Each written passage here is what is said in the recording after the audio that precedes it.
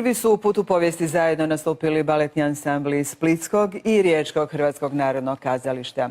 Dogodilo se to na 64. Splitskom ljetu. Predstavu Bernstein pleše posvetili su jednom od najvećih svjetskih glazbenika, Leonardu Bernsteinu, čija se 100. godišnjica rođenja, rođenje 25. kolovoza 1918. obilježava u cijelome svijetu. Na spomen Bernsteinova imena nižu se veliki američki orkestri kojima je dirigirao, među njima i Njujorška filharmonija. Skladao je opere, džez, balet, mjuzikle, poznatu priču sa zapadne strane. Ukratko, klanja mu se cijeli svijet.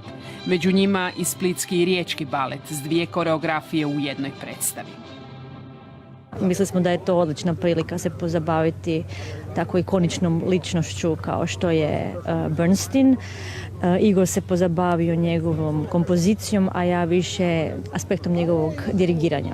Splitski su plesači nastupili u njezinoj koreografiji Allegro, nazvanoj prema dijelovima Beethovenovih simfonija koje je prije 50 godina izvodila Njujorška filharmonija na čelu s Bernsteinom. On dirigira samo svojim gestama, dakle svojim licem, svojom mimikom, uopće ne upotrebljava palicu dirigentsku. Slučajno sam naletio na te pisma koji su njegovi prijatelji, njegova žena pisali njemu. U to vrijeme nije bilo mobilnih telefona, nego ljudi su komunicirali sa pismama, tako da je tu je došla cijela inspiracija, zato se i cijela predstava zove Pisma za njega. A ta su pisma svojim tijelima ispisali riječki plesači, vrlo uvjerljivo prenoseći emocije vidljive iz te korespondencije.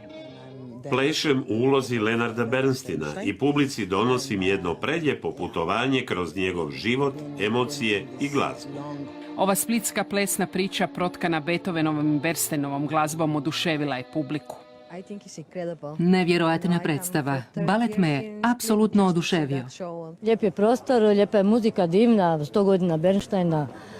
Plesači su sjajni, jako lijepo.